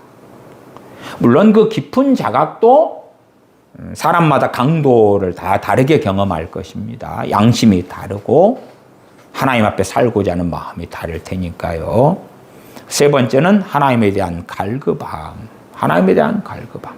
시편 42편에 목마른 사슴이 시냇물 찾기에 갈급함처럼 내가 하나님을 찾기에 갈급하나이다. 그 하나님에 대한 갈급함, 그것을 성령님께서 주신다. 성령님께 주신다. 또 기도하고 싶은 욕망, 기도하고 싶은 마음. 저도 성경 읽고 싶은 마음, 제가 그냥 평상시에 성경 읽어야 돼 그런 마음하고 다르게 하나님 말씀에 시간이 허락이 되는 환경이니까 밤낮 없이 말씀을 읽어야 되겠다. 보통 때는 저는 그런 마음을 제 개인적으로 가진 적이 없어요. 왜? 삶의 균형과 조화를 이루어야 될 거 아닙니까? 일도 해야 되고 또한 내가 공부 학생이면 해야 되고 거기에 적절하게 성경을 보고 적절하게 기도를 해야지. 그지 온통 그냥 기도나 온통 말씀이나 그렇게 하면 이상하잖아요. 이상해. 이게 평상시에 갖게 되는 마음하고는 다른 거예요. 달라요. 성령 충만 받기 전에는 우리가 확신도 부족해요. 진리의 말씀을 따라 행하고 싶은 강렬한 열망도 별로 없어요.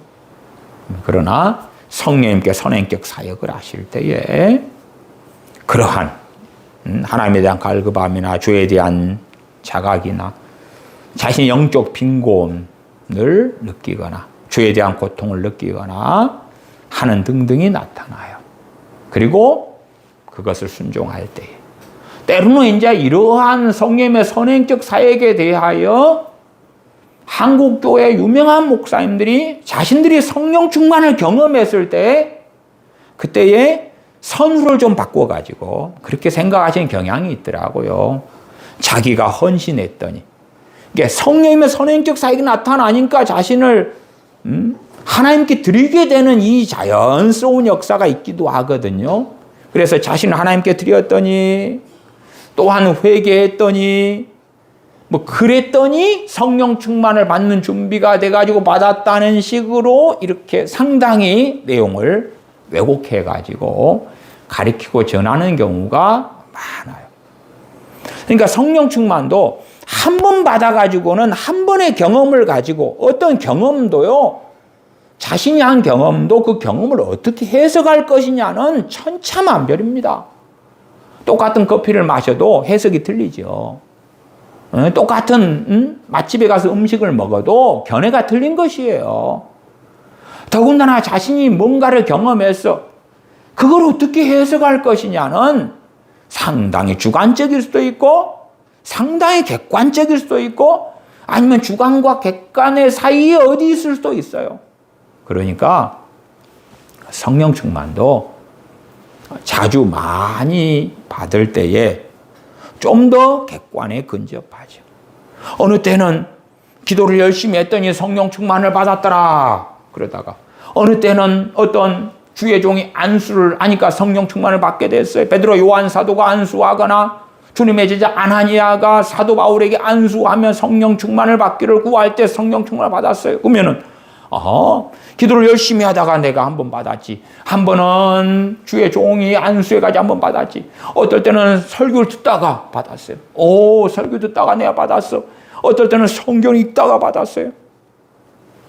무디 선생님은 길을 걸어가다가 받았어요. 길을 걸어가다가.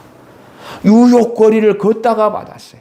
무디 선생님이 받은 성령 충만과 성령님의 기름 부으심에 대하여서도 전에도 말씀을 드렸어요. 무디 선생님은 회심한 다음에 전도자로 살았어요. 그리고 그는 성령 충만을 여러 번 받았어요. 여러 번 받았어요. 그 가운데 이제 무디 선생님의 전기나 무디 선생님의 동역자인 아리 토리 목사님이 무디 선생님의 삶에 대하여 기록한 것을 통해서는 굉장히 무디 선생님이 받은 성령 충만과 성령님의 능력에 대한 중요한 사건과 경험이 1871년이에요. 1871년에 무디 선생님이 받은 성령 충만과 성령의 능력에 대해서는 매우 중요하게 기록이 되는데, 무디 선생님은 1871년 뉴욕에서 그는 어느 날 길을 걷다가 하나님의 사랑이 너무 강하게 임하여 가까운 친구의 집으로 들어가 하나님의 그 놀라운 사랑이 부어지는 그것을 멈추어 달라고 기도해야 했다.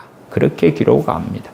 성령님의 놀라운 기름 부으심이 너무나 탁월하게 임한 사람들은요, 그걸 멈추게 해달라고 기도한 이들이 우리가 전기들을 통해서 보면 많은 경우에 있기도 합니다.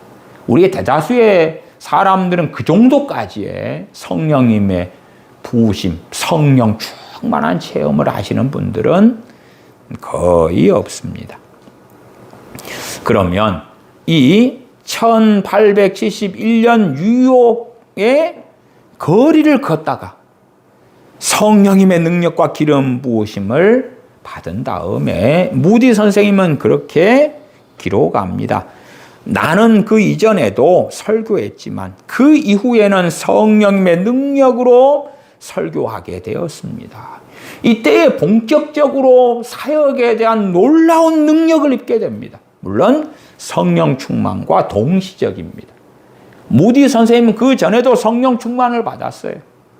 그러면 이제 계기는 뭐냐 그럴 때에 1870년 혹은 1871년 초에 시카고에서 무디 선생님이 집회를 했을 때에 집회가 끝난 다음에 두 여인이 무디 선생님에게 찾아오게 됩니다. 이 두 여인이 계기가 되는 거예요. 계기가 돼. 무디 선생님은 그 두 여인의 이름은 전혀 언급하지 않습니다. 그래서 보통은 이름 없는 두 기도하는 여인 이렇게 일컬어집니다. 무디 선생님을 위하여 이 여인들이 계속하여 기도했다고 그럽니다. 우리는 당신이 성령님의 능력을 받도록 기도하고 있습니다. 물론 이 두 여인은 성령님의 인도하심과 감동 가운데 그렇게 한 거예요. 그렇지 한국교회 교인들처럼 우리 목사님이 능력을 받게 해주세요. 우리 목사님을 위대하게 써주세요. 그러한 성령님의 이끄심 없는 판에 박힌 기도는 아무 쓸모가 없습니다. 이 두 여인은 무디가 성령님의 기름 부으심과 능력을 덧입도록 성령님께서 기도하게 하시는 걸 따라서 기도한 여인들이에요.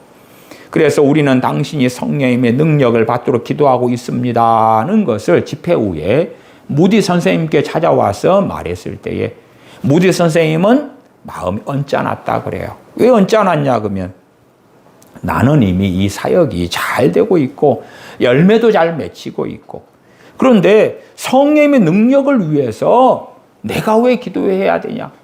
그러니까 두 여인이 우리는 당신이 성령 능력을 받도록 기도하고 있고 당신도 기도해야 된다고 그렇게 말했을 때에 아니 이 정도면 그 누구보다도 열매가 있는 사역을 하고 있고 무디 선생님도 성령 충만을 받아왔단 말이에요. 근데 뭐가 필요하냐 하는 거지요. 마음이 언짢은 거예요. 불편한 거다. 불편했다고 무디 선생님은 이야기해요. 이 두 여자분들이 열매는 무디 선생님 있습니다. 하지만 능력이 필요합니다. 능력이. 우리는 무디 선생님이 성령의 능력을 받도록 기도합니다. 이 사건이 뉴욕에서 성령 충만을 받기 전에, 능력을 받기 전에 있었던 거기 때문에 약 1년 전으로 이 두 여인과의 만남이 시카고에서 있었고, 그 다음에 얼마 뒤에 그 유명한 1871년 10월에 시카고 대화재가 일어납니다. 시카고에서 무디 선생님은 목회를 했거든요. 거기가 시카고가 사역의 터전이었는데 시카고 대화재를 통하여 교회가 예배당이 다 전소되고 사역 기반이 무너지고 맙니다. 그리고 뉴욕의 집회는 그 시카고 대화재가 있는 10월 이후 연말이에요. 연말에 뉴욕에 가서 집회를 하고, 그리고 길을 걷는 중에 성령님께서 놀랍게 그에게 임합니다. 물론 두 여인과 만난 다음에 처음에는 언짢았다가 무디 선생님이 도전을 받습니다. 내가 성령님의 능력을 구해야 되겠구나. 더군다나 10월에 있는 시카고 대화재를 통하여 자신이 이루어왔던 그 사역의 기반과 예배당, 교회가 전소되는 걸 경험하고, 정말 헛되구나. 성령님의 능력을 덧입어야 되겠구나. 그리고 무디 선생님은 기도하고, 그런 가운데서 뉴욕에서 길을 걷다가 성령님께서 놀랍게 능력으로 무디 선생님에게 임합니다. 그 1871년에 그 일이 무디 선생님의 사역의 그 전과는 완전히 다른 하나님의 역사가 나타나게 되는 중요한 사건으로 기록이 됩니다. 찰스 스펄전 목사님은 성령님의 준비 사역, 사전적인 선행적 사역을 매우 강조한 목사님이기도 했습니다. 찰스 스펄전 목사님은 성령님께서 충만과 은혜와 능력을 부어주시기 전에 먼저 죄를 깨닫게 하시는 일을 하신다. 또한 마음을 낮추시게 역사하신다. 마음을 낮추는 걸 겸손이라 그러죠. 겸손.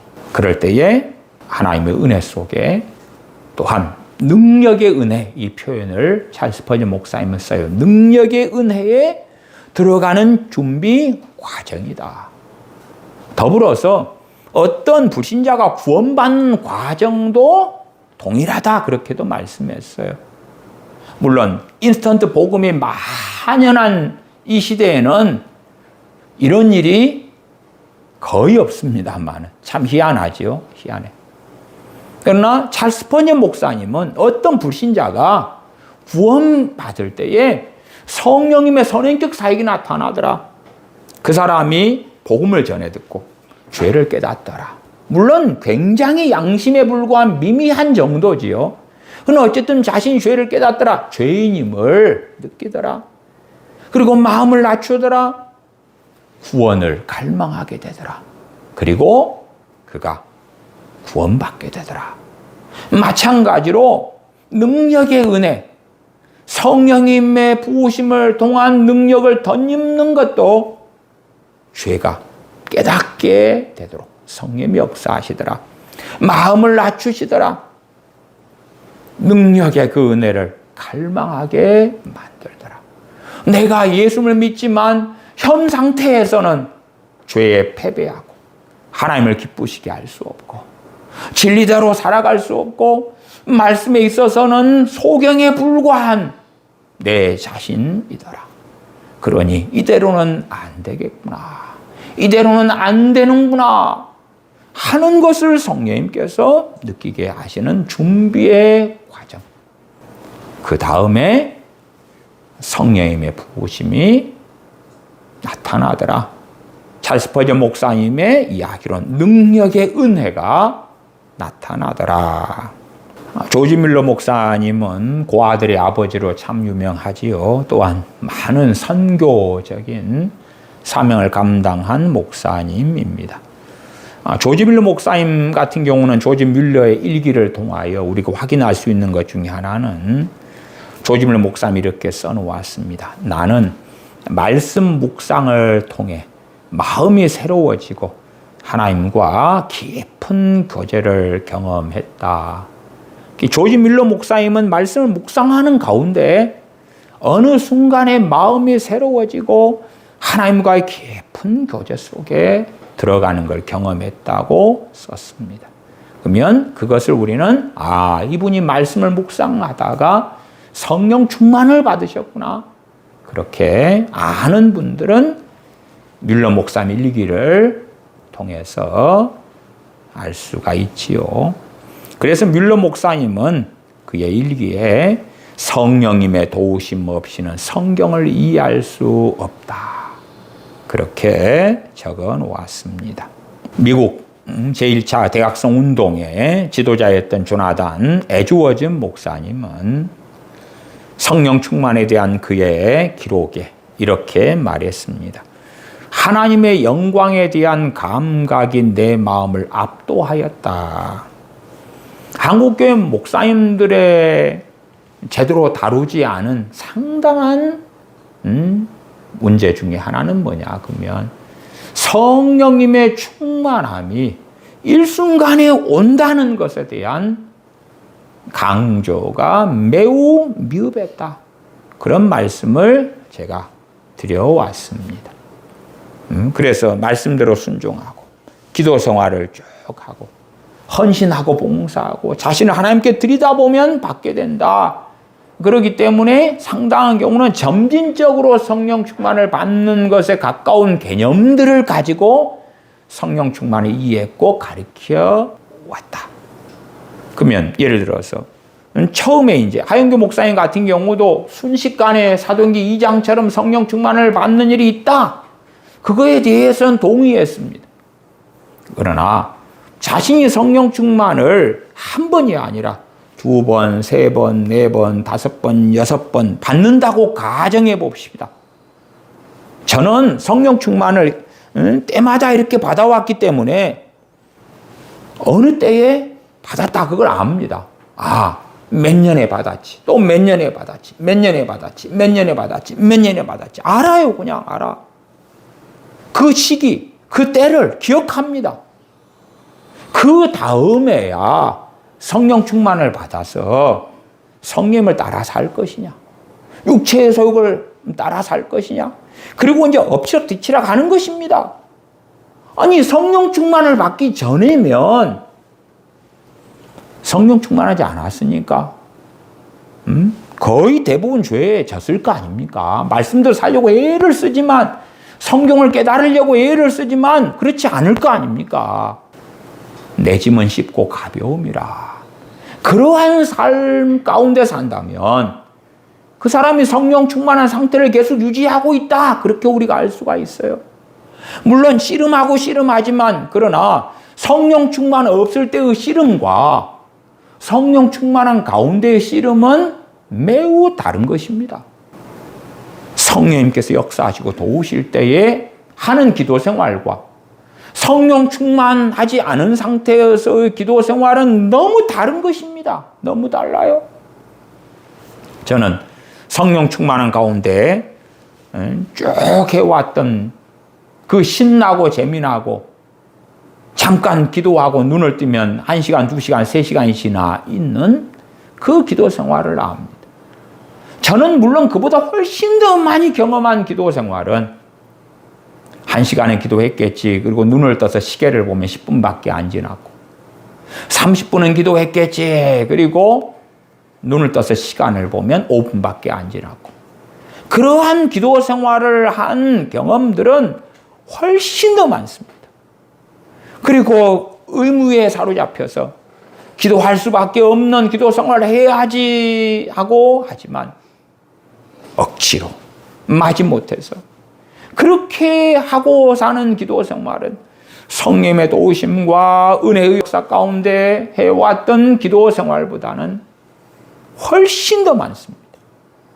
저의 많은 기도 생활은 성령님의 도우심 가운데, 성령 충만한 가운데 해왔던 기도 생활보다도 제가 억지로 하는, 해야만 되기 때문에 하는, 그러한 마지못해서 하는 힘겨운, 괴로운, 힘든 기도 생활들이 많아서 저는 비유하자면 그렇습니다. 10시간 동안 막노동을 할 것이냐, 10시간 동안 기도를 할 것이냐 그러면 기꺼이 10시간 동안 막노동을 하겠다. 왜? 더군다나 마격사 강하고 그러면 더 10시간 동안 기도하는 것은 차라리 군대에 가서 유교 훈련을 10시간을 받는 게 더 편한 것이 되고야 맙니다. 그러나 하나님을 기뻐하고 즐거워하는 이 은혜가 성령 충만을 통해 주어지면 10시간 동안 기도하는 것은 그 어디나 하늘나라, 그 어디나 초막이나 궁궐이나 내주 예수님 모신 그곳이 어디나 하늘나라. 그럼에 기도하는 것은 너무나 기쁩니다. 저는 성경을 많이 읽어왔습니다. 극단적으로 나누면 성령 충만한 가운데서 읽는 성경 읽기와 성령님의 충만하심 없이 읽는 성경 읽기, 그 두 가지의 일들이 제게는 극명하게 나누입니다. 성령 충만한 가운데 성경 읽으면 말씀이 꿀송이처럼 답니다. 물론 성령 충만의 정도가 있죠. 제가 고등학교 2학년 때 성령 충만을 받고 고3 때 말씀이 너무 다니까 저같이 이 감성이 메마른 사람이 시를 썼습니다. 시를. 하나님의 말씀이 얼마나 단지 오묘한지 시를 써가지고 누가 교회 자매가 그림을 그려주더라고요. 그림을 그려가지고 그 위에 제 시를 쫙 적어줘가지고 그걸로 이제 판넬을 만들어가지고 교회에 전시도 했어요. 그때 제가 그 은혜가 너무나 놀라우니까 제 시들을 여러 편을 써가지고 교회 자매가 그림을 그려주고 그러면서 전시회도 했을까요? 시인이 되더라니까요. 얼마나 하나님의 말씀이 달콤한지 송이꿀보다 달도다. 그리고 성령 충만해서 읽는다 해서 성경이 깨달아지지는 않습니다. 제가 그때 이후로 몇 년 뒤에 성령 충만을 또 받게 됐어요. 어느 정도 이제 말씀 안에 서고 말씀을 좀 알게 되고 말씀에 많은 것을 더 갈급하고 알고 싶고 그럴 때 그때 성령 충만을 받았을 때 저는 성령님께서 모든 진리 가운데 인도하신다는 것이 뭐구나를 알았습니다. 무슨 말이냐 그러면 성경을 읽는다고 깨달아지는 게 아닙니다. 성경 읽어요. 그 다음에 말씀이 제 마음에 계속 있어요. 제 길을 걸어가면서도 자연스럽게 말씀을 묵상하고 있어요. 묵상하고 말씀이 떠올라서 이 말씀이 이런 뜻이구나. 그리고 깨달아지는 거예요. 또 길을 걸어가는데 이 말씀이 이 뜻이구나. 물론 제 수준에서 그런 체험도 왜곡시키면 잘못된 결론이 나옵니다. 말하자면 제 영적 어린아이 수준에서 말씀이 계속 깨달아지는 거예요. 성경 읽는 중 깨달아지는 게 아니고 읽고 난 다음에 그 내용을 가지고 길을 걸어가면서 말씀을 묵상하고 있는 저 또한 성경을 묵상하도록 도우시는 성령의 역사 가운데 말씀이 깨달아지는 거예요.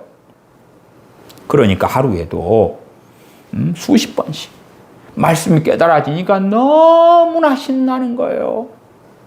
물론 제가 고3 때에 하나님의 말씀이 송이꿀처럼 달도다 했을 때에 말씀이 송이꿀처럼 달았던 거지 그 말씀의 의미가 무엇인지는 몰랐어요. 몰라요. 그걸 알게 되진 않아요. 단순한 성경 읽기를 성령 충만 가운데 한다 해서 말씀이 깨달아지고 알아지는 것하고는 다릅니다. 저는 나중에 성령 충만을 받은 다음에 말씀이 깨달아지는 그 은혜의 역사가 나타나는 거예요. 이게 제가 성령 충만을 받았을 때마다 사실은 특징들이 다 다르더라고요. 사역적인 성령 충만을 통한 능력과 결부된 것은 나중에 받은 95년도의 성령 충만. 그리고 또 성령님의 사역과 결부된 성령 충만은 또 나중에 2005년에 받은 성령 충만. 또 나중에 2010년에 받은 성령 충만. 이런 이제 제가 본격적으로 목회를 하는 과정 가운데 받게 되는 성령 충만과 사역하고 연결되어 있더라고요. 그러지 그 전에는 성령 충만을 받아도 제 사명이나 사역하고는 상관이 없는 거예요. 그리스도인으로 살아가는 데에 필요한 은혜들과 관련이 있었던 거예요. 그래서 우리가 어떤 경험을 하더라도 우리는 우리의 경험에 대하여 맹신해서는 안 돼. 왜 맹신해서는 안 되냐? 그러면 그 경험과 경험의 해석은 다른 것이니까. 우리는 해석을 하고 있는 거예요. 해석을 하고 있어. 우리의 견해를 마치 팩트, 사실, 그 경험 자체인 것처럼 인식하는 경향이 있어요. 그러니까 좀 더 객관적이 되려면 성령 충만의 경험이다. 그럼 많이 해봐야 돼. 많이 해봐야 돼. 네, 그러면 우리가 하는 잘못된 해석들을 좀 더 정돈해 갈 수가 있겠죠. 그런 부분에서 한국교회 목사님들이 왜곡들을 많이 해왔을 것이다. 이해하기도 합니다. 1965년까지 사셨던 이성복 목사님, 성결교회 목사님이자 한국교회의 1920년대, 30년대, 40년대, 50년대 돌아가시는 65년까지도 엄청난 부흥에 쓰임받은 놀라운 주의 종입니다. 그 이성복 목사님 같은 경우도 자세히 그분의 성령 충만을 받는 법에 들어가면 성령 충만을 받으려면 그분도 철저히 회개해야 된다. 이런 것을 가르치셨어요. 죄를 끊어야 됩니다. 이런 설교들을 많이 했어요. 그러나 특징이 뭐냐 그러면 그분의 부흥 집회는 때로는 일주일 동안 했고 2주일 동안 했고 한 달 이상 지속되는 경우도 있었다 그 말이에요. 그러한 부흥 집회 때에 그 집회에서 사람들이 성령 충만을 받기를 추구했다는 사실이에요. 말하자면 당신들 이 집회에 참여한 다음에 집에 가서 말씀을 묵상하세요. 열심히 하세요. 열심히 말씀에 순종하세요. 기도 생활을 더 열심히 하세요. 그러다 보면 받을 거예요가 아니라 일주일 동안 집회하는데 이 집회 기간에 받으셔야 됩니다. 이때 받으셔야 돼요. 그리고 상당히 많은 사람이 이 성복 목사님의 부흥 집회 때에 말씀 사경회 때에 회개가 터지고 변화가 일어나는 그 놀라운 성령 충만을 받았다는 사실이에요. 그러니까 이 성복 목사님이 가르친 성령 충만을 받는 법과 대한민국의 대부분의 목사님들이 가르친 성령 충만을 받는 법이 거의 유사하게 보입니다만은 확실한 차이가 있는 거예요. 물론 이성 목사님은 성령님의 선행적 사역에 대해서는 잘 이해를 못했거나 아니면 설명했던 자료를 발견하지는 못했어요. 그러니까 그분의 체험이나 부흥 집회에 참여한 분들이 성령 충만을 받을 때의 죄를 막 느끼고 깨달을 때 성령 충만이 오더라 이런 순서로 아마 이해하셨기 쉬워요. 이성복 목사님의 부흥 집회의 핵심은 죄 자복과 통회였다. 집회 중에 공개적으로 죄를 고백하는 일이 자주 있었고 눈물로 회개하는 일들이 강하게 그분의 집회에서는 나타났다. 조영기 목사님의 성령 충만에 대해서 말씀을 드리면 성령 충만은 신자가 하나님의 능력을 의지하여 믿음의 삶을 살게 하는 원동력이다. 사도행전 1장 8절에 성령 충만을 받을 때 권능을 받는다. 그렇게 설명을 했습니다. 그러면서 이제 성령 충만을 무엇으로 연결시켰냐 그러면 세 가지예요. 성령 충만을 받으면 삶의 문제가 해결된다. 두 번째, 성령 충만을 받으면 형통한 삶을 살게 된다. 세 번째, 성령 충만을 받으면 물질적인 축복이 임한다. 기복주의로 연결시켜버렸다. 그러니까 그 기복주의적인 성령 충만 이야기를 한국교회 교인들이 들을 때에 누구보다도 장로교회 목회자들이 들을 때에 성령 충만이나 성령 세례에 대한 올바른 조영기 목사님의 가르침, 사도행전 2장, 4장, 8장, 10장, 11장, 19장 같이 성령 충만을 놓고 함께 뜨겁게 기도하고 일순간에 받고 그러한 것들을 터부시하게 하는 원인도 되었을 거라고 저는 생각해요. 조영기 목사님은 성령 충만은 단순히 영적 체험이 아니라 현실 문제 해결의 능력과 관련된다.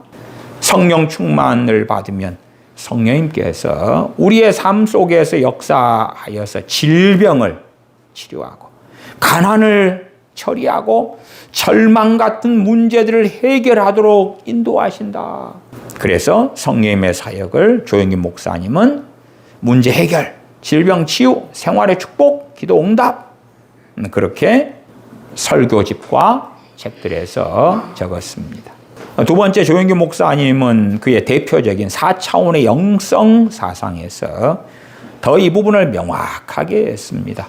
말하자면 성령 충만을 받으면 형통한 삶을 살게 된다. 성령 충만한 믿음은 우리의 삶의 환경을 변화시키고 실패를 성공으로 바꾸는 능력을 가져온다.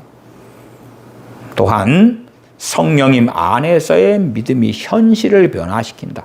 성령 충만한 믿음은 긍정적 고백을 하는 것이고 상상을 하는 것이고 상상을 기도로 바꾸면 현실의 상황이 변한다. 그래서 4차원의 영성은 전제가 성령 충만이죠. 성령 충만한 믿음으로 상상을 해라. 네가 원하는 걸. 그리고 긍정적으로 고백해라. 그리고 기도해. 현실이 바뀌어. 그러니까 성령 충만 받으면 결국은 형통한 삶을 살게 된다니까. 물론 저도 형통에 대한 말씀을 했습니다만 성경의 형통이 뭔지를 설명했습니다. 세상에 문제가 없고 고난이 없고 어려움이 없고 환난이 없고 그런 형통이라면 사도들이 누구보다 우리 주님께서 초대교회 교인들이 그 환난과 고난 속에 핍박받는 삶을 살지 않았겠지요. 세 번째, 조영기 목사님이 주장한 성령 충만은 물질적 축복으로 나타난다. 성령님의 역사 속에는 물질적인 축복이 포함된다. 예수 그리스도의 구속 안에는 영혼의 구원뿐 아니라 삶의 형통과 건강의 축복도 포함된다. 그래서 삼중 축복을 주장했죠. 영혼의 축복, 범사의 형통, 건강. 삼중 축복과 오중 복음이라는 조영기 목사님 책에도 자세히 나와 있습니다. 저는 과거에 조영기 목사님 책을 1990년대에는 거의 다 봤거든요. 그때는 또 그걸 저는 사실로 믿었어요. 워낙 존경받는 목사님이시기 때문에 처음에 이 삼중 축복의 책은 삼박자 축복 이렇게 나왔어요. 서울서적에서 출간된 책들은 저는 거의 2000년 초까지는 거의 다 구입해가지고 다 읽었었어요. 그전에 이동원 목사님의 설교집들이나 책들은 또 다 구입해 읽고 이동원 목사님의 설교의 스승 되시는 워런 위어스비 목사님의 나침반에서 나온 책들도 다 구입해가지고 읽고 뭐 그러한 여러 시기들이 저도 있었어요. 그러니까 이 조영기 목사님 이런 가르침을 저도 받아서 믿었기 때문에 내가 신학을 해도 또 목사가 돼도 순복음 목사가 돼야 되지 않을까. 왜냐하면 원체 성령 충만에 대하여 장로교나 제가 신앙생활하는 장로교 목사님들이 인정하지 않고 부인하고 강조하지도 않고 터부시하는 거예요. 성령 충만을 받아야지 말씀대로 살 능력이 생기는데 한국 교회에서 보면 조영기 목사님 같은 분만 이야기하는 거예요. 부흥사들 같은 경우는 또 일확천금적인 성령 충만을 뜬구름 잡는 이야기만 하는 거예요. 말도 안 되는 이야기만 하는 거예요. 근데 사실은 깊이 들어가면 조영기 목사님하고 차이는 없는 거죠. 그래서 매우 고민스러운 상태가 되기도 했지요. 성령님의 정말 하나님 말씀대로 살기를 원하는 갈급함을 가진 사람들에게 성령님께서 갈급함을 주셔요. 선행적 사역으로 하나님 앞에 서서 살기 원하는 사람들에게 주님 말씀을 듣고 심령이 가난한 자의 탄식 가운데 있는 사람들이 성령님께 주시는 단식을 주셔요. 단식을 주셔. 우리가 가지는 하나님의 말씀과 주님 앞에서의 우리의 느낌, 생각, 감정, 우리의 소원, 우리의 갈망, 주로 그런 것들 가운데 성령님의 선행적 사역이 나타나더라고요. 그러니까 우리는 같은 걸로 착각하기 쉬워요. 그러나 우리가 가지는 그 갈망하고 성령님께 주시는 갈망은 다른 것입니다. 어떻게 같은 게 될 수 있습니까? 주체가 틀린데. 내가 가지는 것과 성령님께서 우리 안에서 일으키시는 것이 다른 거예요. 우리가 성령 주시는 그 선행적 사역, 갈망을 받아들이고 그럴 때에 이제 그걸 따라갈 때에 성령 충만이 임하더라. 물론 이에 대해서도 간략하게 조금밖에는 설명해 드리지 못한 것입니다. 기도하겠습니다. 아버지 하나님, 진실로 말씀대로 우리 믿는 사람들이 살기 위해서는 의의 길, 진리의 길을 걸으며 하나님의 말씀을 깨달으며 죄를 깨달으며 죄와 싸우며 하나님을 기쁘시게 하기 위해서는 주님 앞에 섰을 때에 존귀와 영광과 칭찬을 받기 위해서는 성령 충만을 받지 않으면 안 되는 줄을 압니다. 그렇기 때문에 성령 충만을 부어주십사 저희가 기도합니다. 그러나 성령님의 선행적 사역이 저희에게 필요합니다. 말씀대로 살기 위하여 저희가 말씀을 붙잡고 갈망하며 구하며 소원하며 원하며 전능하신 아버지 하나님의 은혜를 사모하며 나아갈 때에 은혜 중에 은혜인 성령님의 부어주심, 성령 충만을 아버지께서 주실 줄을 믿습니다. 구하는 자에게 성령님을 주시지 않겠느냐 주님께서 말씀하신 대로 구하는 저희, 간구하는 저희에게 성령 충만을 주시는 아버지 하나님의 말씀을 믿습니다.